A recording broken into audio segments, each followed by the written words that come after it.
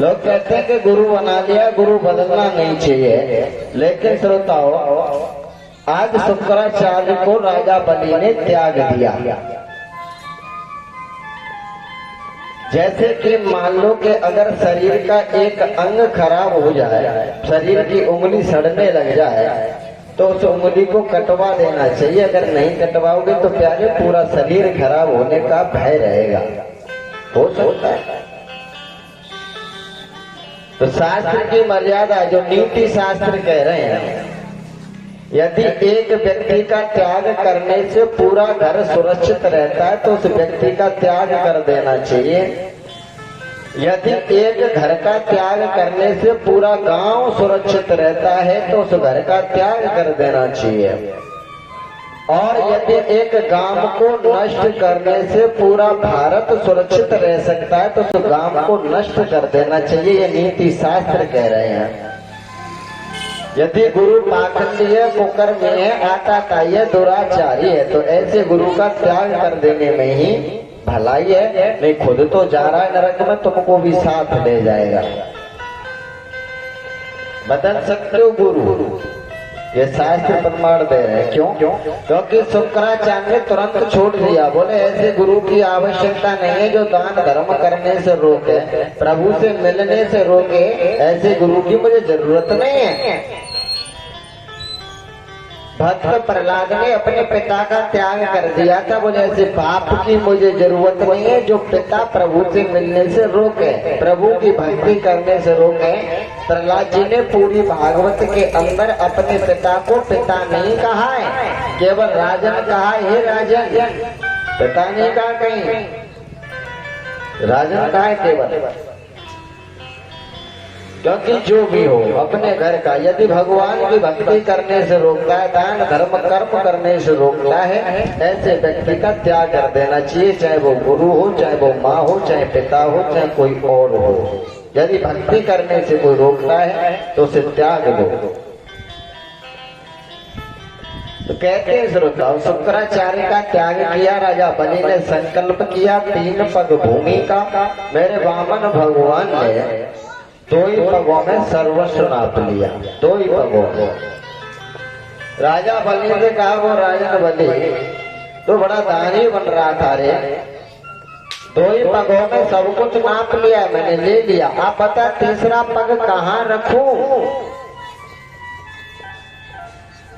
तो कैसे श्रोताओ, भगवान के 3 भक्त ऐसे हुए हैं जिन 3 भक्तों का जवाब आज तक भी परमात्मा नहीं लगा पाया। 3 भक्त ऐसे हुए हैं जिनके सामने परमात्मा को झुकना पड़ा है, अपनी गलती माननी पड़ी है। ऐसे 3 भक्त हुए भगवान के, जो कि भगवान ने भी अपनी गलती की माफी मांगी है। देखो यहीं से ले लो। राजा बलि से कहा कि राजन बलि एक बात बता, 3 पग भूमि का संकल्प हुआ, मैंने 2 ही पगों में सर्वस्व नाप लिया, बता तीसरा पग कहाँ रखूं? तो राजा बलि ने कहा, बोले भगवान जिस समय संकल्प किया था उस समय 52 अंगुल के थे, आप 52 अंगुल के हो जाओ। 3 पग क्या 300 पग जमीन नाप लो। तुमने तो मेरे साथ छल किया है और कह रहे हो कि तीसरा पग कहाँ रखूं? भगवान को शांत तो होना पड़ा, कुछ जवाब नहीं बना। देखो दूसरा भक्त और हुआ परमात्मा का, जहाँ भी भक्त उसको झुकना पड़ा ईश्वर को। त्रेता युग में चले। त्रेता युग में जब भगवान राम वन में गए, सुग्रीव से मिलन हुआ और बाली से युद्ध हुआ है। जैसे ही बाली को प्रभु राम ने छुप करके तीर मारा, बाली के जब तीर लग जाता है तो भगवान दौड़ करके गए हैं। तो आज बाली कहने लगा, बोले भगवान मैं बैरी सुग्रीव प्यारा और कारण कवन नाथ मोए मारा। बाली ने कहा है, बोले भगवान मैं तुम्हारा दुश्मन कैसे हुआ? सुग्रीव तुम्हें प्रिय है और मैं दुश्मन हूँ, आखिर आपने मुझे मारा क्यों? मैंने कौन सा पाप किया?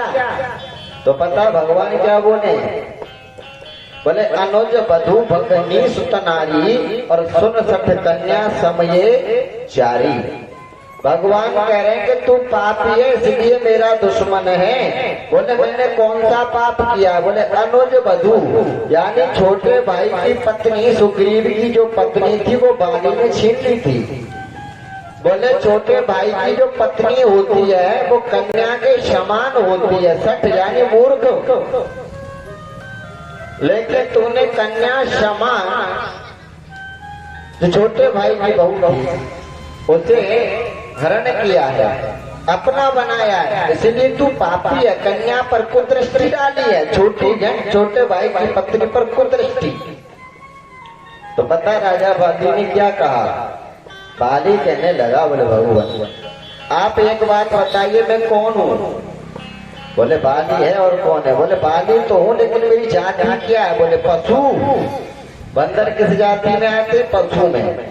बोले भगवान एक बात बताओ, जब मैं पशु हूँ और पशु को ये ज्ञान नहीं होता, ये बोध नहीं होता है कि ये मेरी पत्नी है कि ये मेरी बेटी है, एक बात बताओ, जब पशु को ये ज्ञान नहीं होता, बोध नहीं होता, आपने इतनी बुद्धि विवेक पशु के लिए नहीं दी है जो कि उसे ये ज्ञान हो कि ये मेरी बहू है कि पत्नी है कि कन्या है कि कौन? तो बोले भगवान अगर पशु होते हुए यदि मैंने अपने छोटे भाई की पत्नी पर कोई दृष्टि डाल दी तो मैं पापी कैसे हुआ? क्योंकि तुमने बुद्धि विवेक पशु को दिया नहीं है। भगवान तुरंत बात बदल देते हैं, कहने लगे बोले तू पापी है। बोले कैसे? बोले मान लिया तू पशु है, तुझे ये ज्ञान नहीं था, लेकिन तेरी पत्नी तारा ने तो बार बार कहा था कि सुग्रीव जब बार बार युद्ध के लिए ललकार रहा है तो इसके पीछे किसी न किसी वीर का हाथ होगा, तुम मत जाओ। लेकिन तूने अपनी पत्नी की बात नहीं मानी और अहंकार में युद्ध करने के लिए आ गया, तू पापी है।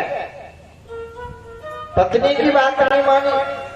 राजा बाली कहने लगा, बोले भगवान एक बात बताओ कि तुम्हारे पिता ने पत्नी की बात मानी, तुम्हारे पिता ने पत्नी की बात मानी तो प्राण त्यागने पड़े, और तुमने पत्नी की बात मानी है तो वन वन भटक रहे हो। पत्नी की बात मान करके आज तक किसका कल्याण हुआ? जो मेरा होता। तुम्हारे पिता ने पत्नी की बात मानी की गई थी तो प्राणों को त्यागना पड़ा। तुमने पत्नी की बात मानी सीता की तो सीता हरण हो गया। बोले महाराज पत्नी की बात मान करके किसको सुख मिला, किसको मुक्ति मिली है, तो मैं अपनी पत्नी की बात मानता। तो कहने का भाव यह है कि भगवान वहां भी शांत हो जाते, कुछ कह नहीं पाए। चलिए आगे चलते। तीसरा भक्त और हुआ भगवान का द्वापर युग में। द्वापर युग में कालिया नाग हुआ। कालिया नाग जो कि यमुना जी के जल को विषाक्त कर दिया था। भगवान उसे दंडित करने के लिए जब काली देह में प्रवेश पा जाते हैं, आज कालिया नाग से युद्ध हुआ। आज कालिया नाग के फणों से रक्त गमन होने लगा। जब रक्त गमन होने लगा है तो नाग पत्नियों ने प्रार्थना की। उसके बाद में कालिया नाग कहने लगा, बोले भगवान आपने मुझे मारा, लेकिन मैं पूछना चाहूंगा आखिर आपने मुझे मारा क्यों? तो भगवान कहने लगे कि बोले कालिया नाग जब मैं तेरे पास आया तो तूने मुझ में फुसकार मारी, तूने जल को विषाक्त कर दिया। तूने फुसकार क्यों मारी मेरे ऊपर? तुझे मालूम है कि तेरी उत्पत्ति करने वाला केवल मैं हूँ और तू अपने स्वामी पर ही फुसकार मार रहा है। तो कालिया नाग ने कहा, बोले भगवान एक बात बताओ, सृष्टि की रचना किसने की? बोले मैंने। बोले सृष्टि में नाग किसने बनाए? बोले मैंने। बोले नागों को जहर किसने दिया? बोले मैंने। तो बोले भगवान जब जहर भी तुमने दिया, नाग भी तुमने बनाए, तो दुनिया कहती चली आ रही है। बोले क्या?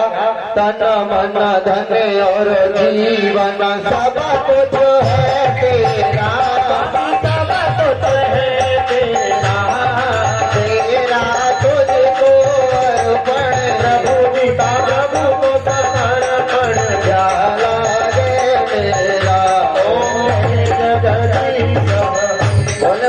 तन मन धन और जीवन सब कुछ है तेरा, तेरा तुझको अर्पण क्या लागे मेरा। जब तूने मुझे विष दिया, जहर दिया, फुसकार मारने की क्षमता दी, यदि मैंने तेरा दिया हुआ ही तेरे पर यूज कर लिया, अर्पण कर दिया, तो कौन सा बुरा काम किया जो तूने मुझे मारा है। तो भगवान को वहां भी शांत होना पड़ा। यही आइएगा लौट करके अपनी कथा पर। बलि से कहा कि बलि तीसरा पग कहा रखो। तो राजा बलि ने कहा, बोले भगवान मुझे अभी अहंकार है, अभिमान है कि मैं इतना देने वाला हूँ। अगर आप तीसरे पग में कुछ लेना चाहते हो तो मेरे अहंकार को ले लो। आज वामन भगवान ने तीसरा पग राजा बलि के सिर पर रखा और उसका अहंकार ले लिया। प्रसन्न हो जाते हैं भगवान। धन्य ऐसे भक्त के लिए सर्वस्व देने के बाद में अहंकार को भी अर्पित कर रहा है। यदि प्यारे परमात्मा को कुछ देना है, कुछ अर्पण करना है, तो अपनी बुराइयों को अर्पण करो। हे प्रभु, मेरे जीवन में जो बुराइयां हैं, इन बुराइयों को तू ले ले और मुझे सद्मार्ग पर प्रेरित कर। आज भगवान प्रसन्न हुए, कहने लगे राजन बलि, मैं तेरे से प्रसन्न हूं, जो तू मांगना चाहता है सो मांग ले। और जब मांगने की बात कही, उसी समय कहते हैं श्रोताओं, बाली की जो बलि की पत्नी थी, आज वो बलि की पत्नी विंध्यावली, बलि की पत्नी का नाम है विंध्यावली, और इसकी एक कन्या थी जिसका नाम था रत्नावली। आज बलि की पत्नी आ जाती है विंध्यावली।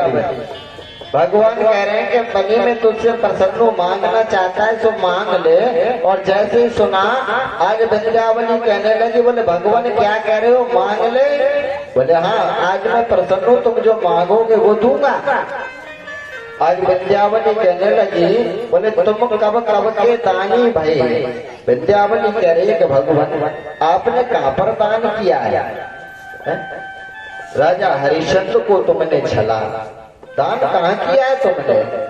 तुम कब कब के दानी भय, सो हम सन हाथ पसारो आई।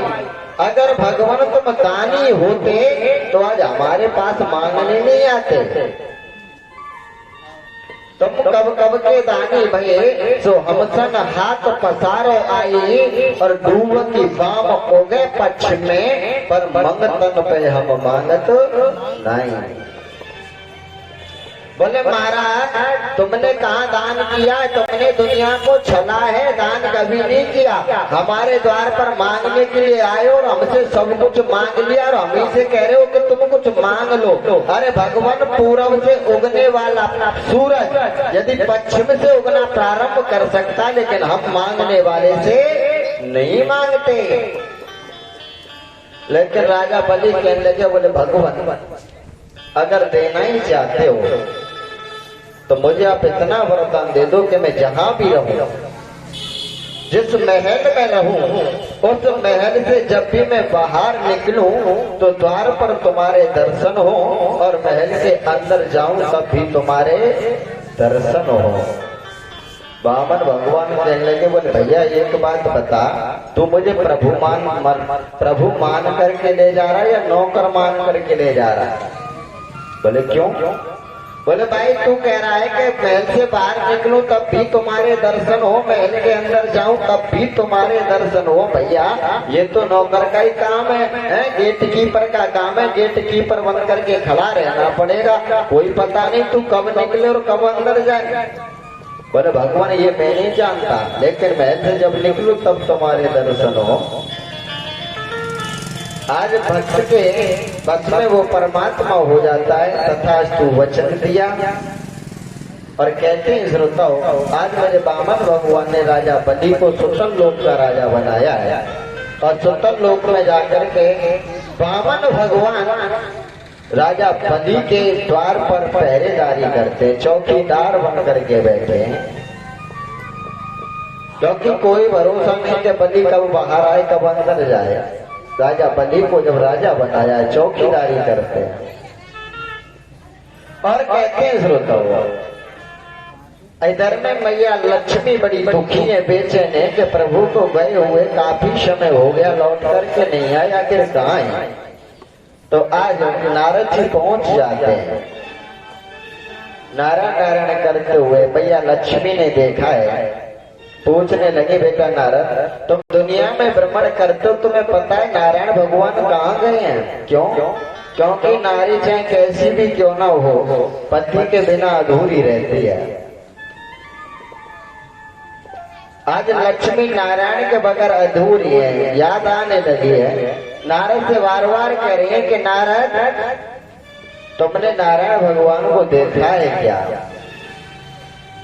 जाने कहाँ गए भरतार, लक्ष्मी फूट फूट के रोए। जाने कहाँ गए भरतार, लक्ष्मी फूट फूट के रोए।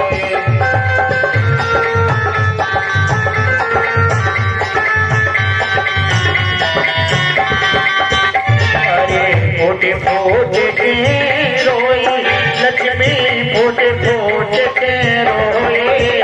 अरे फूट फूट के रोई, लक्ष्मी फूट फूट के रोई। जाने कहाँ गए भरतार, लक्ष्मी फूट फूट के रोई। जाने कहाँ गए भरतार, लक्ष्मी फूट फूट के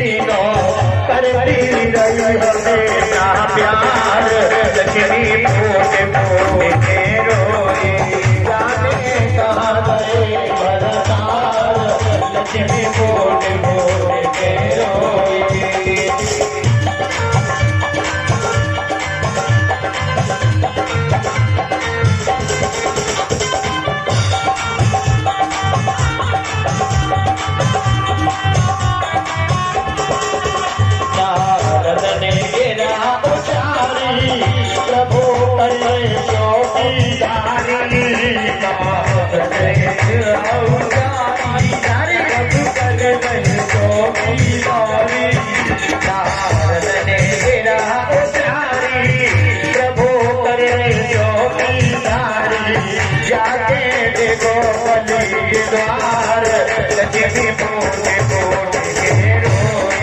जाने कहाँ गए भरतार, लक्ष्मी फूट फूट के